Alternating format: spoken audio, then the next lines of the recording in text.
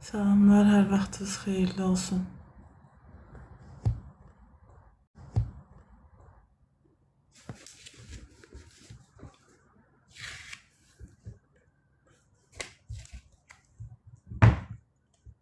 Gününüz necə keçib, nə eləmisiniz?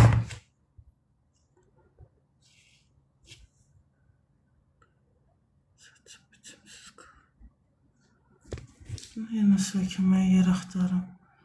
Ama sökməyə bir şey gətirməmişim. Baxaq qalmasa şeylərim.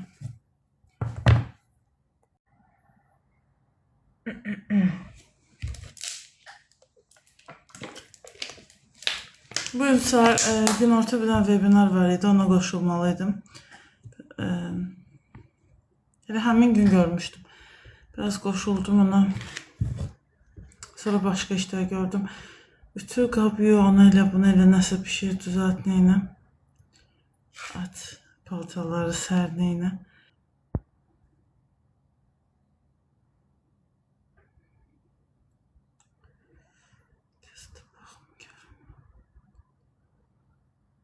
Biraz yürüyüş yapmışam, çox yox.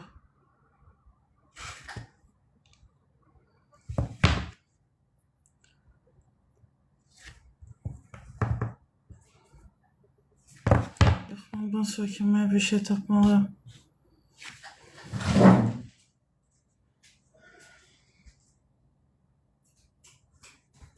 Ne bulsam acaba ya?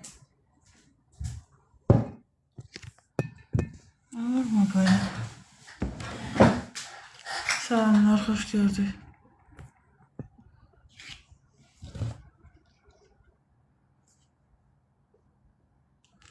Necəsiz dostlar, ekran like'larını artıra bilərik.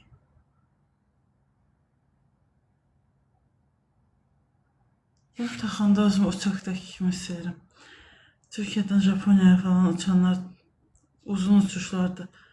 Başqa yerlərdə təbii ki ola bilər. Ağlıma indi hal-hazırda o misal gəldi sadəcə olaraq.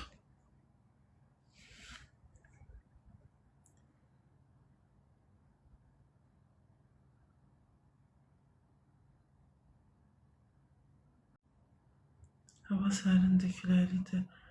Ekran like'larımız irəliləyə bilməyib hələ ki.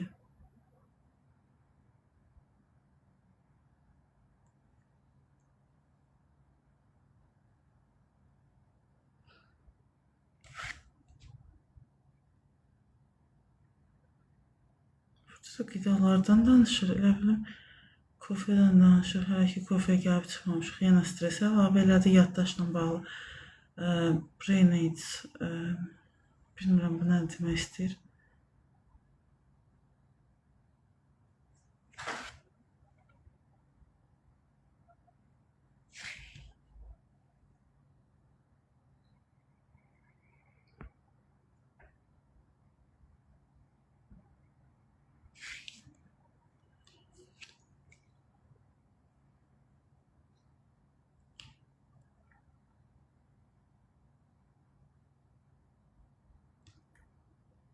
Psixiatrlar deyir, tanıyırlar 60-70% depressiyada olan və anksiyete yaşayan insanları illər ərzində məsələn gastrointestinal problems, such as irritable bowel syndrome, IBS-dən danışır. Belə bir cümlə var idi, deyirlər ki, depressiya şəkər xəstəliyinə paralel olaraq gedir. Burada həmin bu mədə-bağırsaq problemlərindən olan xəstələri misal göstərib. O tərəfdə təzyiqin adını çəkər bəlkə. Təxmini deyir 84% pasiyentlərin IBS hastalarının depressiv disorder, ondan da paralel olaraq depressiya gedir. Və deyir ki, səndə maddələr mübadiləsiz normal getmirsə, bədənində zəhərli qan axır, kimsə belə demişdi. Və onlara da antidepresan yazmaq olmaz o. Bədənində normal, yəni bu adam yediyini həzm edə bilmir, dərmanı necə həzm edə bilsin. Elə anlamışdım o məsələni. Deyir, mən demirəm. Sadəcə eşitdiyimi deyirəm. Yəni bu daha sonra deyir ki, 44% bu IBS xəstələrin 84% depressiya ilə fonda depressiya gedir və 44%-də isə anksiyetə pozukluğu gedir. Bu IBS hastalarının 45% isə hansı ki anksiyetə ilə bir yerdə müşahidə olunan. Bu niyə belə qarışıq-quruşuq cümlə oldu?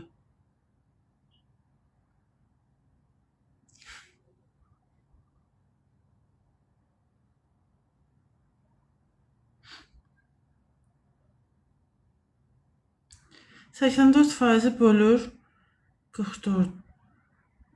Nəysə, bu qarışdı. Statistika qarışdı, beynim qarışdı.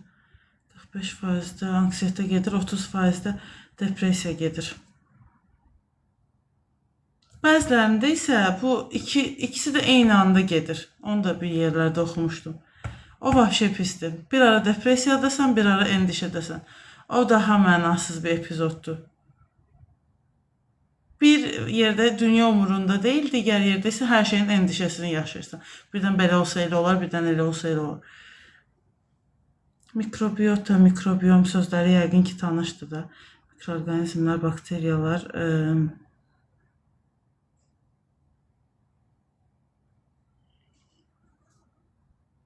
Bu mətni də belə bitirdik və cəmi bir abzas var idi. Orada da faizlər qarışdı. Başqa da bir şey başa düşmədik, nə demək istəyir. Hər gün bir mətni gözdən keçirib heç nə başa düşməmək yox deyə belə bir durum. Həqiqətən.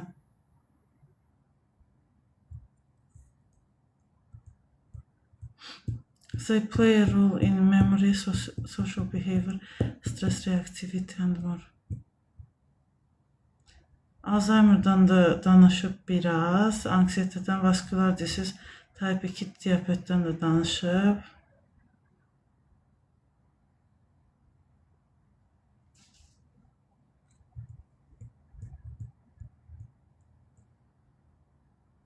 Mətn qutarmadı. Gut oxunur, qat oxunur, bilmirəm. Gut brain axis works. Vagus sinirindən yenə danışıb, bu əsas mövzudur. Vagus önəmli bir şeydir. Ekrana baxmıram bayaqdan. Sürətli bir şeylər keçirəm deyirəm. Yaxşı bir şeylər olubdur yuxarılarda. Daha sonra neurotransmitterdən danışır. There are direct connections between the gut and the brain, the major one being the vagus nerve. The gut also produces neurotransmitters that relay messages to the brain. There are many indirect ties, such as short-chain fatty acid substances.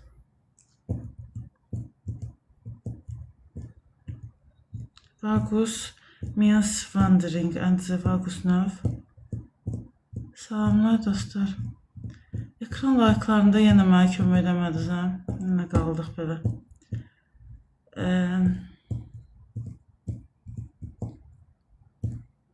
Vagus hansı bədən funksiyaları həyata keçirir? Onlardan danışıb. What is the main highway connecting brain and gastrointestinal tract? It sends information about the state of the gut to the brain, delivering it to important information about, say, hunger or the need for specific nutrients. Doyma siqnalından zaddan danışır deyəsən, belə başa düşdüm. Qabadan danışır, serotonindən danışır, neurotransmitterlər, serotonin və qaba daxil olmaqla nəsə deyir. Known to be involved in many psychiatric disorders.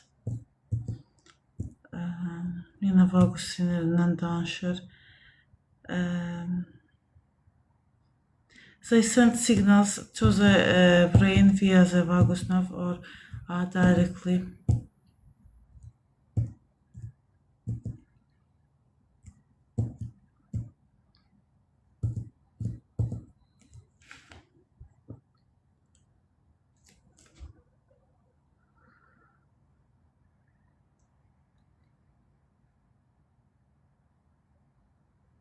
Transported to the brain by the vagus nerve. In addition, the vagus nerve brings to the brain news of the body's inner sensations and awareness known as interoception. Because it's a two-way road, the vagus nerve is also a pathway by which thoughts and feelings affect the operation of the intestinal tract. Therapeutic implications of this understanding are huge. The vagus nerve can be used as a channel for improving disordered brain function. Manipulation of the microbiome by diet is one significant way. It's also possible to directly target the vagus nerve as treatment for September. You're welcome. Hi. Fake'di görəsən, heç bilmirəm. Xoşum gəldi, az günüm olan atdı deyə. Görün, bu adı neçəli fikirləşib. Fake deyil. Sevdim seni. Ya, nə bileyim valla. Yazıb, başda evli ilə başlayır. Yəqin qadındır. Qəribə profillər gəl, görürsünüz. Harada qalmışdıq ha biz? Qutanmır bu mətin nəsə.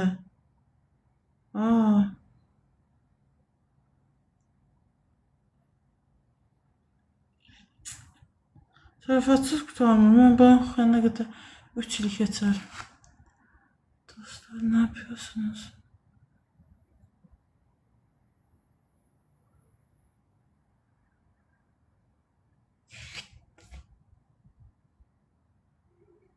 Probiyotik, prebiyotik, onlardan da danışıp uzun. Aman tanrım, bu şeyler hiç kurtarmış ki. How coffee affects mood and cognition via the gut-brain axis. Arada həyəcanlanıram, elə bilirəm yaxşı bir şeylər baş verdi, sonra görəm yox. Kofedən danışır, axotum olsa biraz oxuyuram. Biraz istəyirəm, baxım görüm burada nələr var.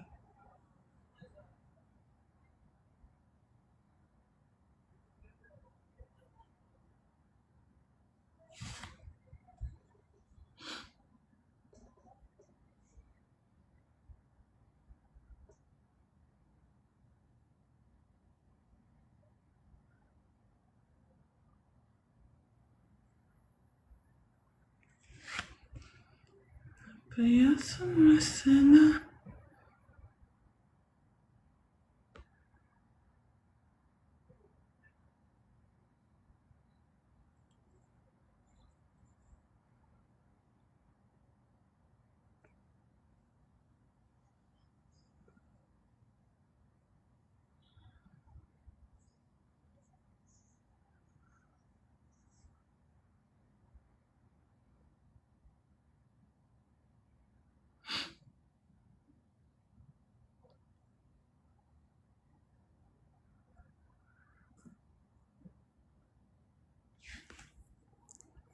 Belə.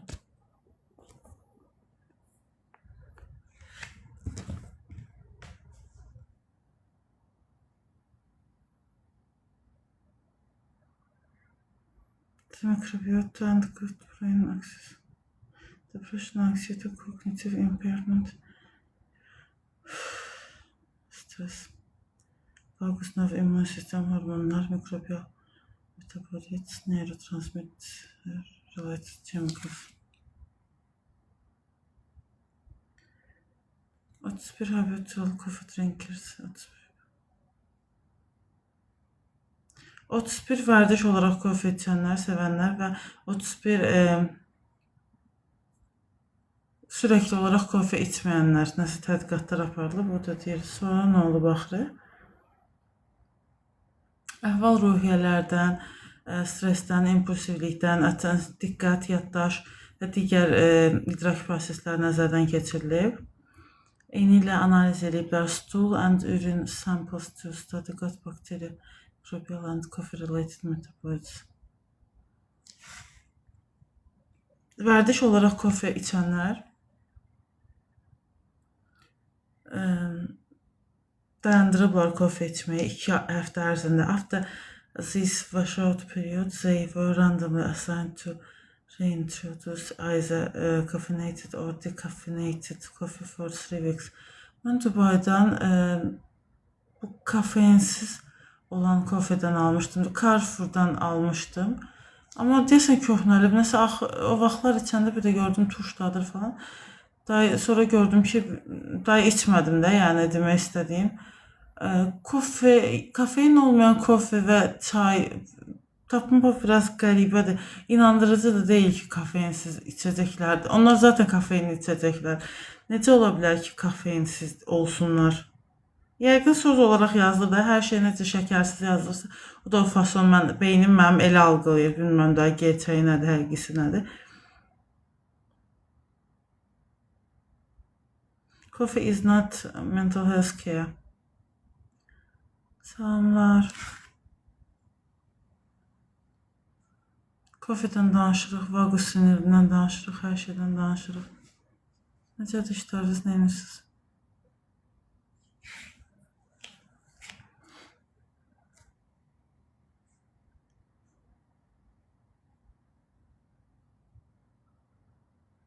Kofedən danışır, sonra keçir yenə depressiyaya, anksiyetəyə, yaddaş problemlərinə. Kafein can worsen anxiety, panic, insomnia, palpitations and gastrointestinal symptoms in people vulnerable to mania, hypomania, excessive caffeine and the resulting sleep disruption.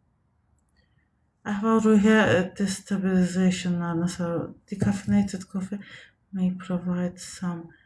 Provide sözünü o tərəfdə tərcüməsini oxudum. Amma salam, doktor deyiləm. Mental sağlamlıq barədə danışırıq, araşdırmaları oxuyuruq.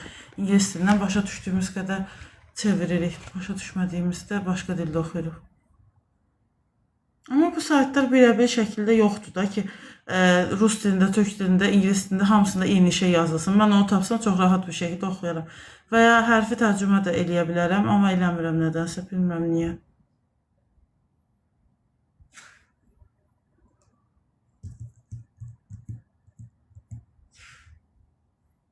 Kofe haqqında dedikləri də budur. Onsuz da kofe haqqında məşhur içəcəkdir deyə çox adam hər zaman danışır. Diyeta məsələlərində və digər məsələlərdə. Eyni ilə də ondan sonra çıxan daha matcha, daha populyar içkilər var. Arada danışmağı keçirdilər, onlardan danışırlar. Onun da hazırlanması qəribədir. O içkiyi mən nədən tanımışam? Biri var idi. Salonda işləyən dırnaq ustası kimidir. Həmişə o şeylər düzəldirə, videolar çəkirdi. Əsas oradan tanımışdım. Sonra oje başqa cür məşhurlaşdı falan. Keçib gününüz neyinirsiniz, necədir işləriniz? Küləkli havalarla neyinirsiniz? Mətinlərimizi oxuduq. İndi bu neyinəcək bəs? Bir like'ımız var cəmi. Nədir mutlu bizə? Like'lar da istəməyi biləcəksin. Onu da deyəsən bilmirəm ona görə. Bilərəm.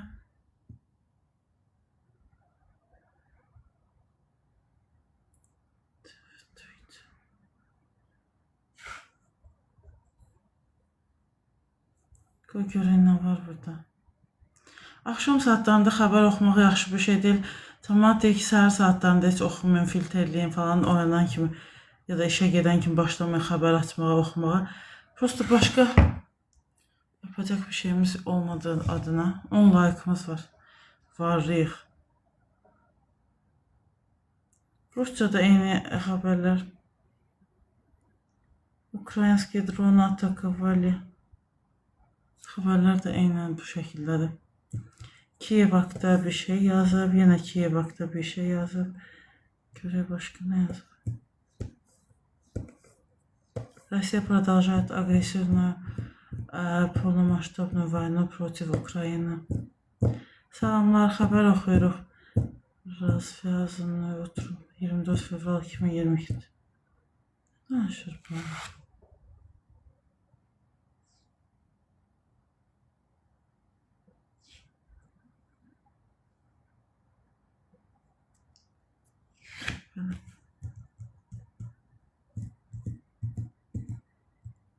Zelenski'den danışır daha sonra. Как началась война против России против Ukrayna? Bunlar niyə biz belə keçmişə getmişik ki? 2022 xəbərləridir. Burada da Restoran в центре Moskvы Зачем Азербайджан сближается с Центральной Азией? Что происходит в испанской Сеуте?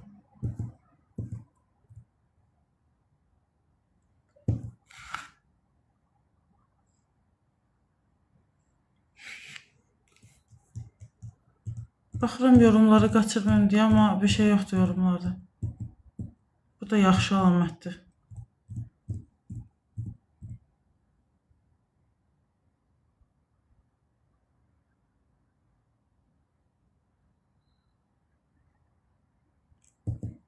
В Греции лесные пожары охватили окрестности Афин.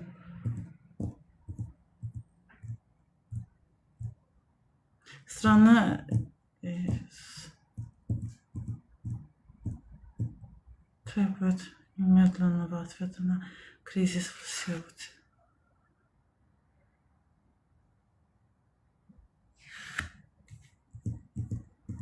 Daha çox desin fake'lər var. Arada vaxtınız olanda öz profillərinizlə də gəlin. Canlıya tanışaq, bir görək nə var, nə yox.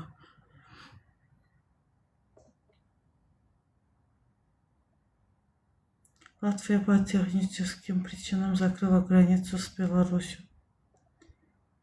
Bu da əsas politikadan danışır. Bu tərəfdə bir şey yoxdur. Başqa mövzudan bir şey yoxdur. Россия, Украина, Беларусь, Германия, Европа, права человека, геополитика, экология, политика и экономика, культура и стиль жизни по Германии. Muzikantı в Nürnberg'e устанавливают mировой rekord. Nürnberg adını yəqin siz də çox eşitirsiniz axır vaxtlar. В Мюнхене открыли пятиэтажный детский сад из дерева. Taxtadan ibarət evlər o vaxtda bağ evləri, ləhəş bağları tərəfdə olanlar var idi. Onlar deyirdilər ki, bizimkilər də yəni dedilər ki, nə vaxtsa girirdilər evimizə, biz ancaq yayda gedirdik. Taxta evlərdir deyə çobanlar falan yandırdılar evi. Sonra da başladıq az-az getməyə, hamı böyüdü, hamı öz yoluna getdi falan filan. Sonra da qaldı bağ yiyəsiz. İndi oralarda nə proseslər gedir. İndi də orada yaşayanlar var. Hansısa bir səs-küylü nəsə olanda bildirdilər falan şey qutardı. İndi daha səs-küy kəslər falan. O gün da paylaşım eləmişdilər. Özdə yəni ən yaxşı yerdə yaşayanlar, ən yaxşı yerdə işləyənlərdən söhbət gedir. Təsadüfi falan kimdənsə yox. Bilmirəm, onların alt yapısı var ya yox, amma salamlar, ekranı 2 dəfə vuraraq dəstək ola bilərsiniz. Немцы хотят чаще работать из дома. Pandemiyadan sonra onsuz da hamı işdən, evdən işləmək istəyir. Həftənin neçə günü belə, neçə günü elə, ya da hibrid bir şəkildə həm elə, həm belə 4+2 belə, yəni saatlar azaldılsın istəyir, daha rahat iş həyatı tələb edir. Германия спорит об Одиссее Нолана. Любимые слова немецких подростков, что они означают? Bunu oxuya bilərik, havadan sudan adi bir mətin kimidir. 10 like-dan 13-ə getdik. –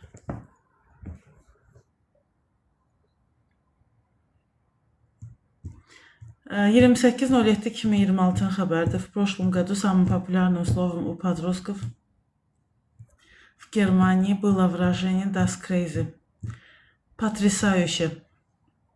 В какие лексемы претендуют на название молодежного слова 2026 ilin завершился очередной этап голосования по выбору молодежного слова 2026 года в Германии, организованного немецким издательством Langenscheidt, которое, bilmirəm o söz necə tələffüz olunur, которое специализируется на выпуске словарей. Жюри 28 июля представила список из 10 кандидатов. Помимо немецких, в десятку самых популярных вошли также турецкие и английские слова и даже комбинация цифр. Kandidаты на молодежное. Ekran layıkları üçün çox sağ olun. Kandidat на молодежное. Hələ heç 1K olmamışıq. Молодежное слово. Молодежное сленг сложно понять. тем, кто уже вышел из этого возраста, но всем, кто хочет продлить молодость или просто понимать своих и чужих детей, было бы неплохо запомнить.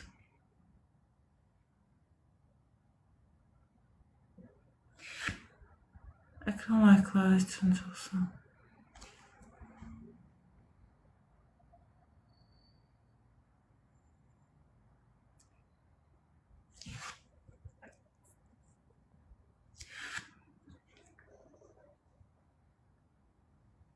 Молодежность лайк.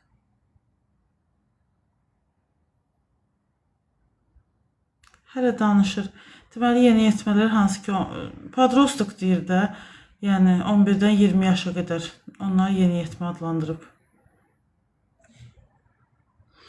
67. Произносится как 6-7 или 6-7. Этот вирусный интернет тем не имеет четкого логического смысла. Иногда эту фразу внезапно выкрикивают в разговоре, чтобы...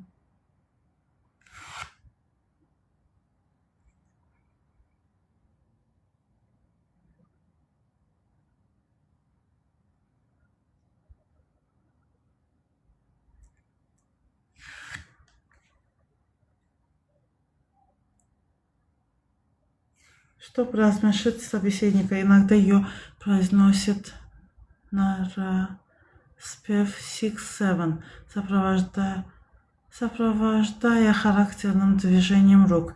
Жест похож на жонглирование или на пантомиму старинных чашечных весов, на которых пытаются взвесить и уравнять два разных варианта.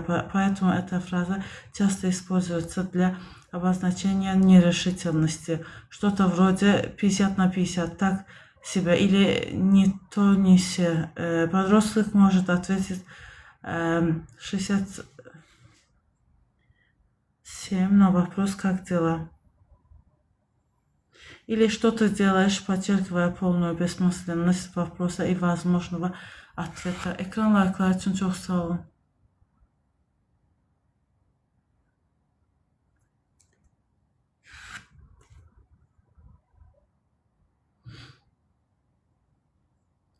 Birə qalıb saat.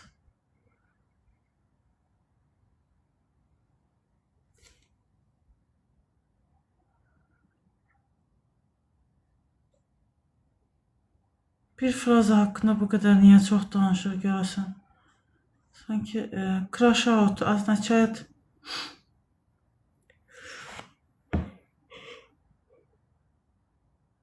внезапную и часто беспоследную вспышку ярости или агрессии, полную потерю самообладания, истерику или эмоциональный взрыв. Тот, кто ведет себя таким образом, не думает о последствиях. Fake'lər gəlməyin də, gələndə də like eləyin, bari faydavız olsun.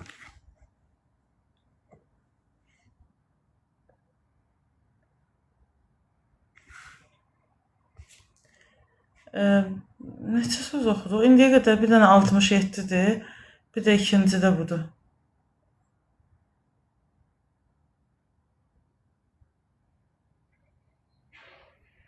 Crash out, эмоциональный взрыв.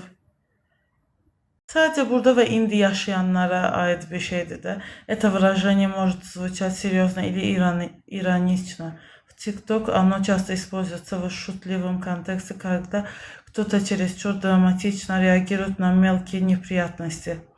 Можно услышать, например, мой кот Mən hələ ki TikTokda belə ifadələrə falan rast gəlməmişəm. Mənim rast gəldiyim ifadələr başqa yöndədir. Networkinglə bağlı bir şeylərdir, ya tanışlıqla bağlı bir şeylərdir. Yəni Azərbaycan TikTokunda halbuki keşfətə düşən, mən indi Azərbaycandan qoşuluram da. Keşfətə düşən, orada burada gəzinən, hər dildə açılan canlılarda hələ ki burada oxuduğum sözlərə heç bir rast gəlməmişəm də. Bəzən o tərəfdə də vətənlər oxuyanda orada rast olunur bəzi sözlər, mənasını bilmirik. Gənclər daha çox işlədir, Z kuşağı falan, alfa, beta, nə bilim nə qədər şeylər, gündə bir şey çıxardılar. hansı nəsillərə yeni ad qoyulan yenilər.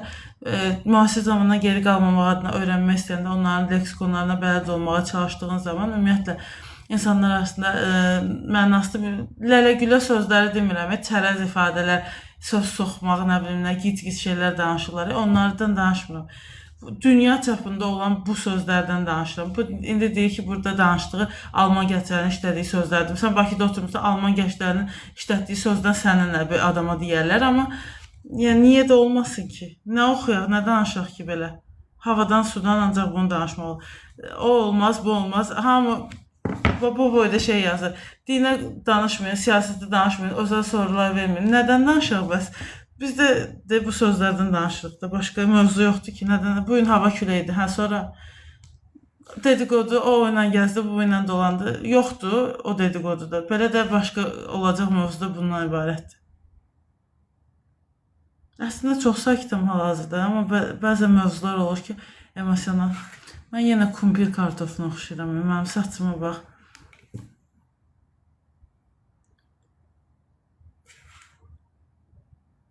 Üz böyük olduğu zaman saçlar buracan uzanır da çiyinə qədər. Örtür müəyyən mənada. Üzün hansı bir xəttlər gəlib üzvə vurdurmursa, üçbucaq zad elətdirmirsənsə, məcbur öz təbii üzündən saçını süni eləyə bilərsən, nə eləyə bilərsən bilmirəm. Onlar da eləyə bilmədiyinə görə kumpir kartofu görüntüsü ilə barışmaq lazımdır yəni ki.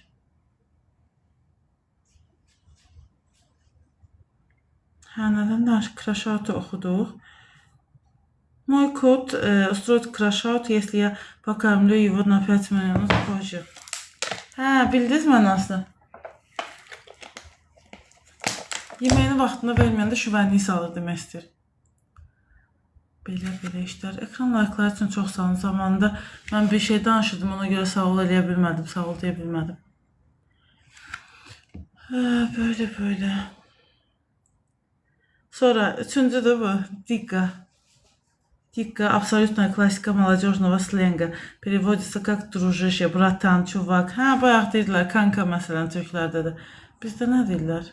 Qaqaş, qaqa. Qaqa daha pisdir. Qaqaş, brat, əxi, nə bilim nə. Hər şey işlənir. İnana bilmirəm ki, mən bu mövzular haqqında danışıram. Sonra bu adi bir salamlaşma, adi bir ünsiyyət deməkdir. Обращение, müraciət forması, xitab. Толстяк. Deyir ki, bunun başlanğıcı hardan gəlir? Происходит от искаженного северогерманского слова «дикер». Буквально толстяк. Dikka.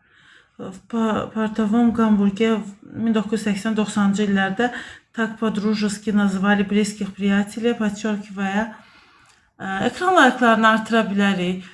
Подчеркивая особенно доверительные отношения. Мой толстый, верный друг. Ucu belə.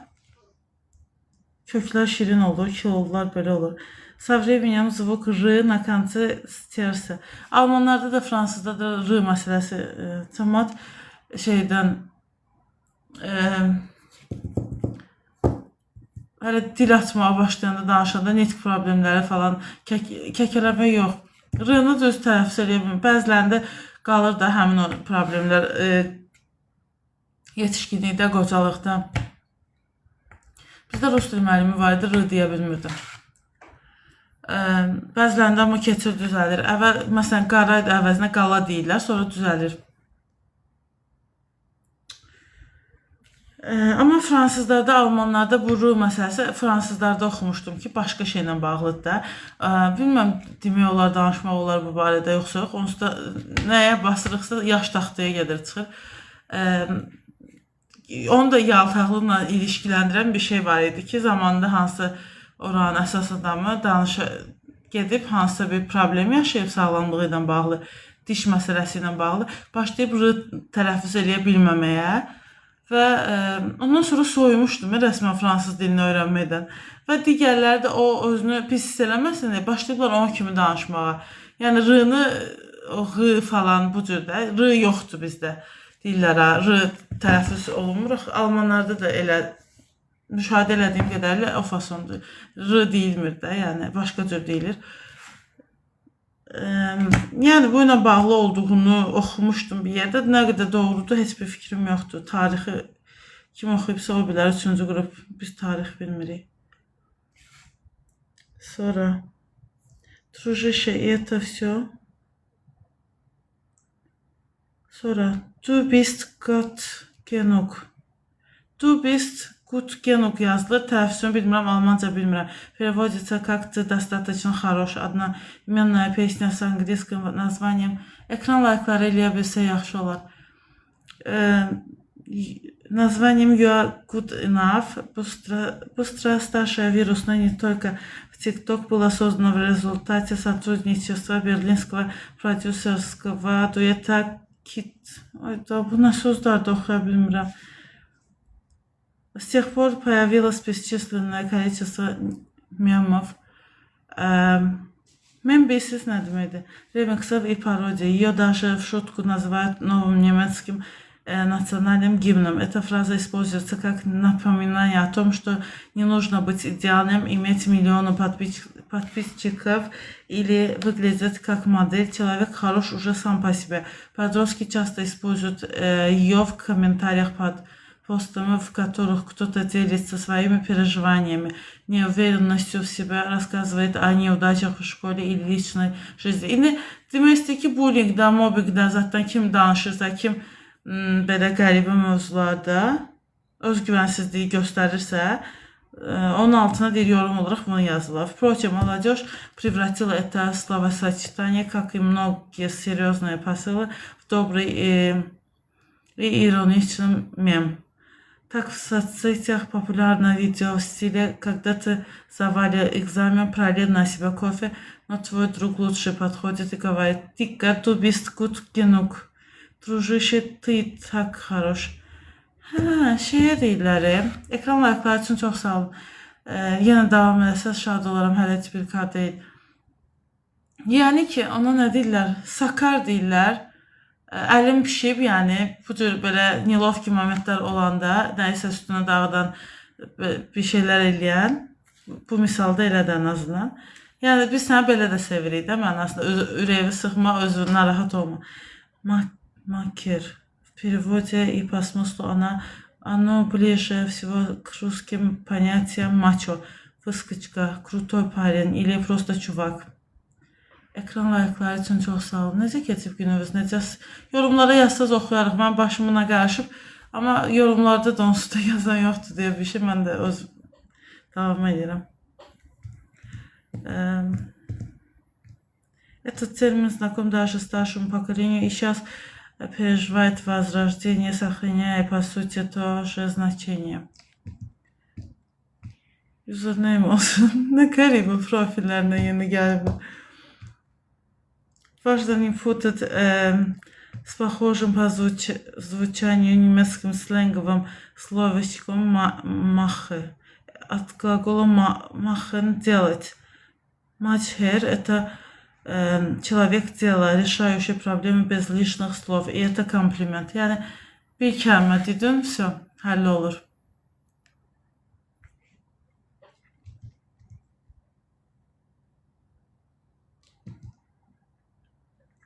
А вот макер чаще всего, кто слишком много хвастается мускулами, деньгами.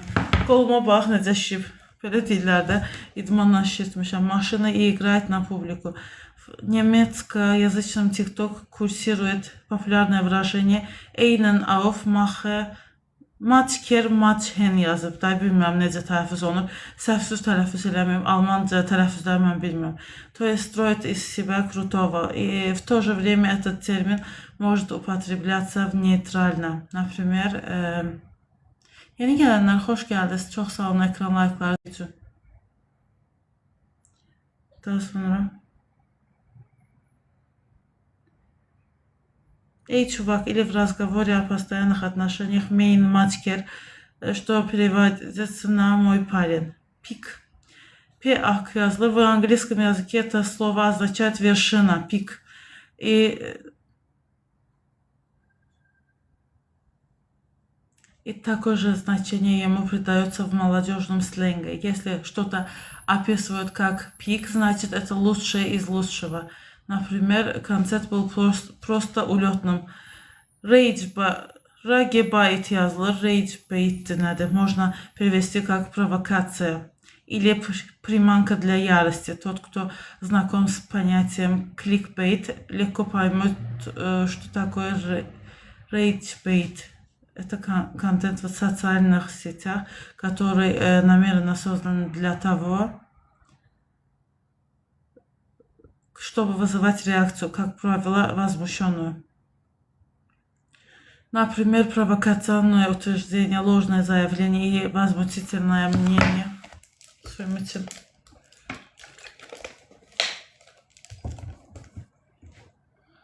Мнение используется для того, чтобы спровоцировать гнев. Как известно, алгоритм это поощряет, что приводит к комментариям, лайкам и увеличению охвата. Belə işlər.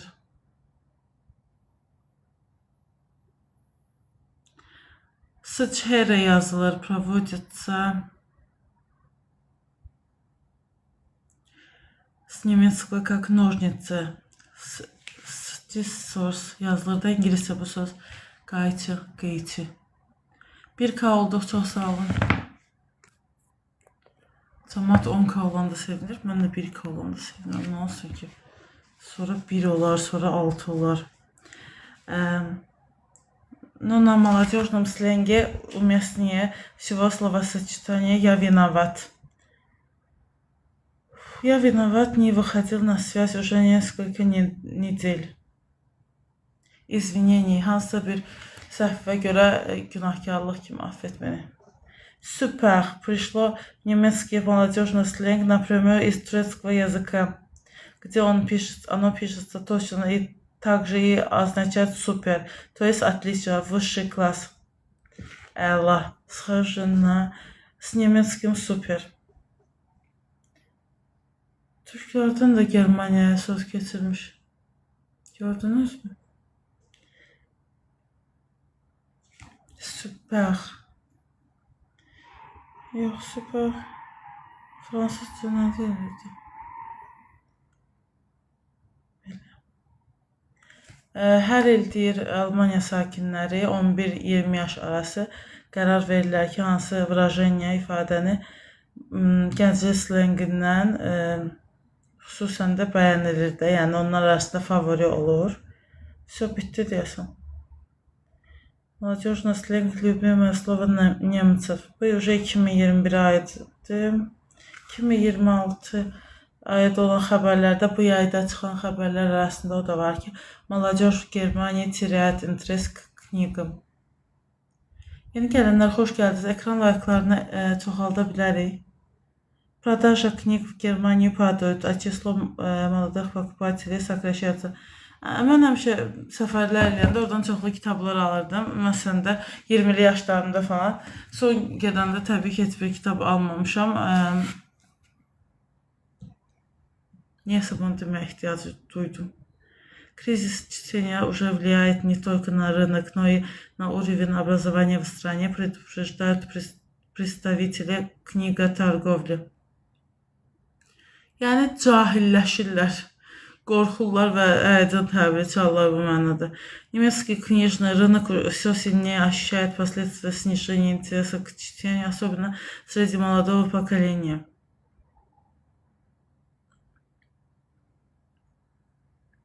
Burada statistikalarda onları oxumaq istəmirəm.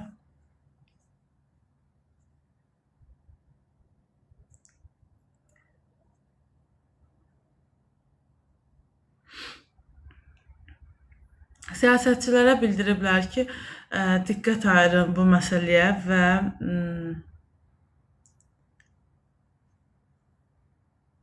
cəmiyyətin adına, yəni vətəndaşların bu hala düşməsinə də, yəni ki, kitab oxumayan toplum hara gedir, uçuruma gedir. Bu mənada bir şeylərdən danışır bu abzasda da. Снижение продаж затронуло большинство категорий.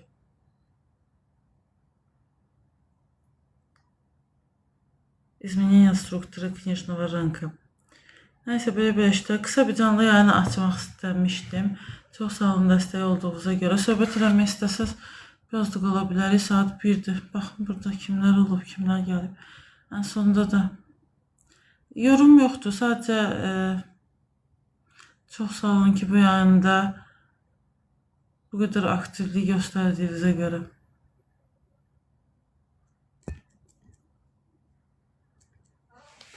Mənim onsuz da yayınım 2 rəqəmliyə çıxmır belə desək. Əslində çox adamlar var ki, məsələn, günün müxtəlif saatlarında canlı açırlar. 15 falan, 36, 96, böyüyür, bəzən də böyümür. Baxır da, yəni o çox da dərd eləyəcəm bir şey deyil. Yəni uzun müddət burada olanlar əgər o cür sadə, mütəvazı bir şəkildə takılırlarsa, niyə də olmaz? Продолжительность жизни в Германии достигла нового рекорда.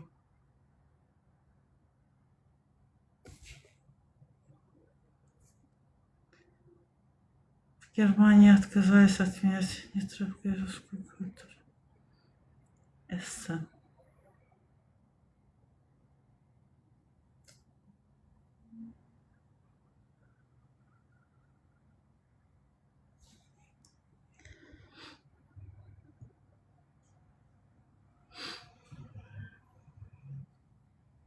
Salamlar, xoş gördük. Ekran layıqlarını artırsanız yaxşı olar.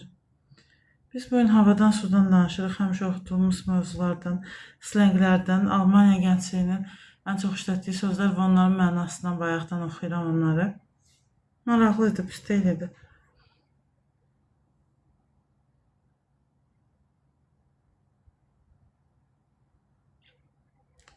Etraf oxuya bilərik istəsəz.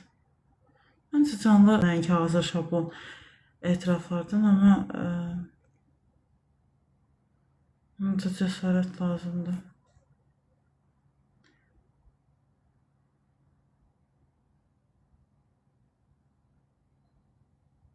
Həftə sonunun bir gün əridir, bir gün qalıb. Yayın 2 ay əridir, 1 ay qalıb.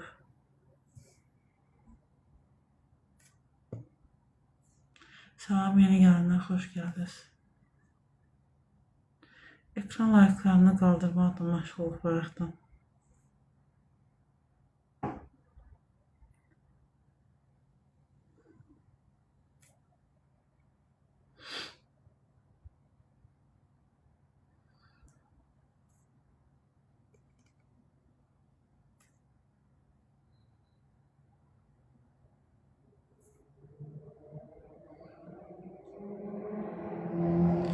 Xoş gördük dostlar. İnsanların görünüşü gələcəkdə necə dəyişəcək? 30 iyul 2026.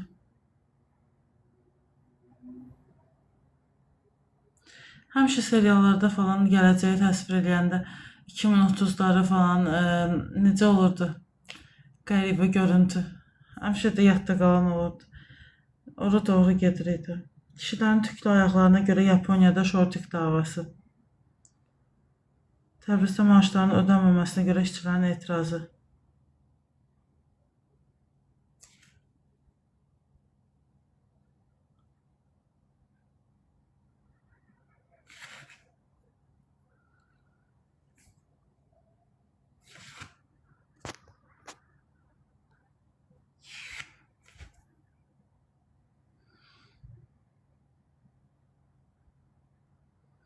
Süt dışında kemiklere yarayacak 5 yiyecek. 1 Ağustos 2026. İngiltere'deki Southampton Üniversitesi'nde küresel kas iskelet sağlığı profesörü olan Kate Ward, ilerleyen yaşlarda sahip olacağımız iskeletin çocukluk ve erken yetişkinlik döneminde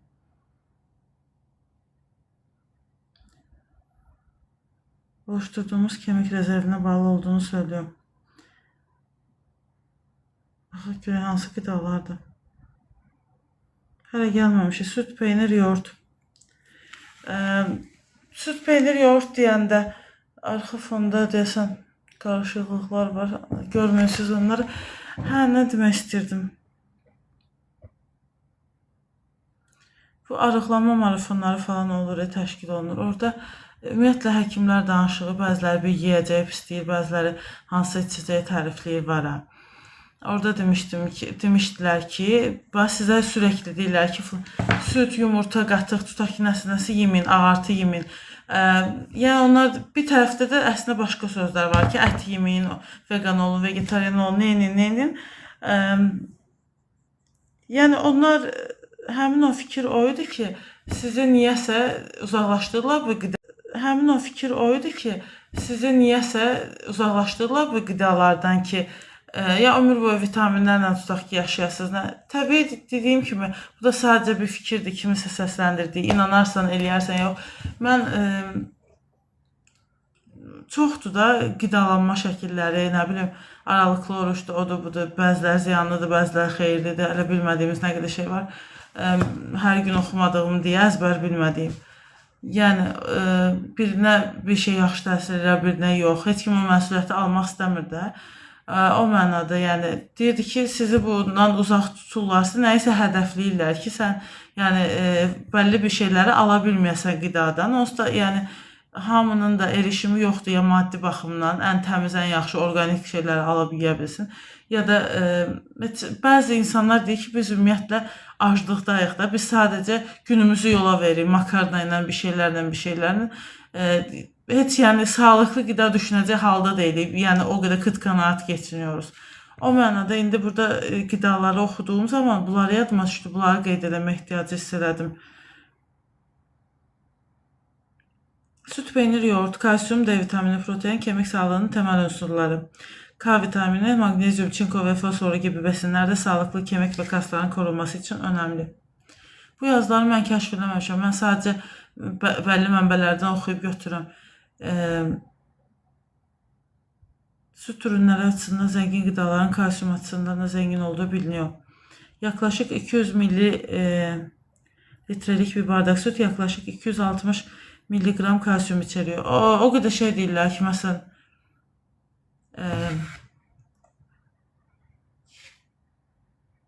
6 aydır südün vaxtı olar, 1 aya köhnələn.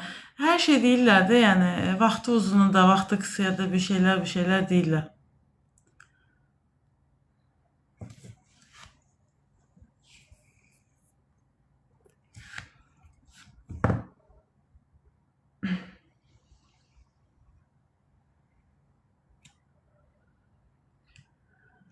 Salamlar dostlar, ekran like'larını artıra bilsə yaxşı olar.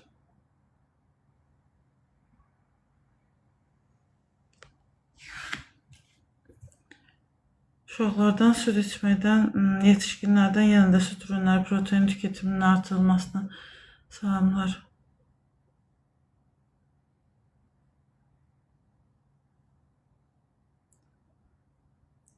Birləşik Krallıqda yetişkinlərin gündə, çox sağ olun ekran like'lar üçün, gündə yaklaşık 700 mg kalsiyum tüketmesi öneriliyor. Osteoporoz risk altındaysanız önerilen miktar günde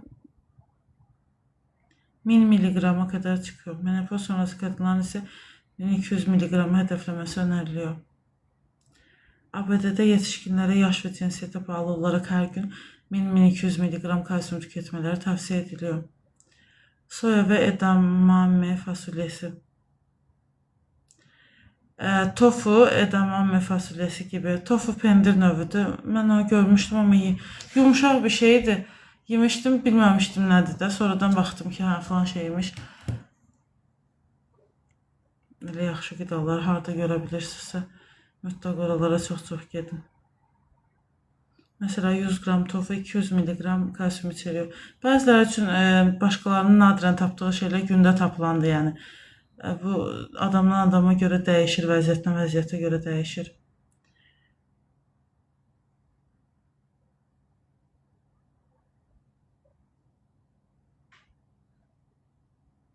Chia toxumları, erik və incir gibi kurutulmuş meyveler,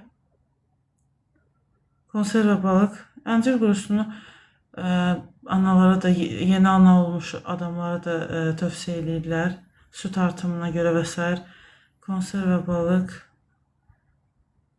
Əsas qruplarından misal sayırdı, yəni. Takviyelərdən də danışır. D vitamini. Sonra ABD və Birləşik Krallıqda, mən niyə kəkələyirəm? Birləşik Krallıqda otoritelər yetişkinlərə D vitamini takviyesi almalarını tavsiyə ediyor. Süt ürünləri, protein, yeşil yapraklı sebzeler, balık və et içeren bir beslenme rutininiz varsa ihtiyacınız olan tüm vitamin ve mineralleri alırsınız. Vegan olmak sağlığa yararlı mı? Mədəm qazınır, acıyıram. Kabızlığa iyi gelebilecek 6 besin ve takviye. Sağlık hakkında çoxdur məsələlər. Mənim dostlarım gəlmir yayına, niyə bilmirəm. Dostlar, getdim mən, özünüzə yaxşı baxın. Əslində getmək istəmirəm, ekranda yenə yeyib içmək falan, yeni highlight da yarandı.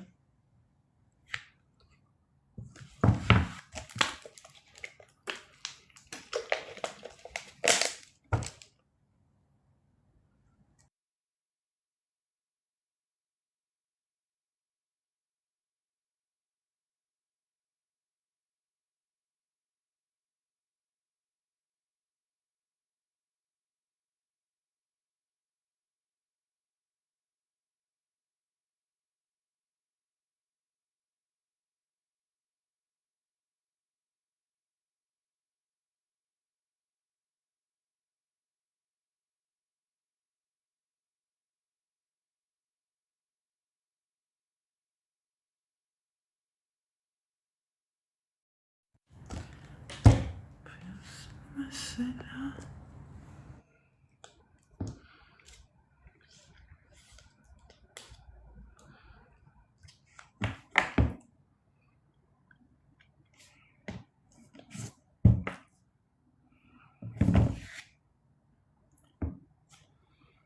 yağlıdır.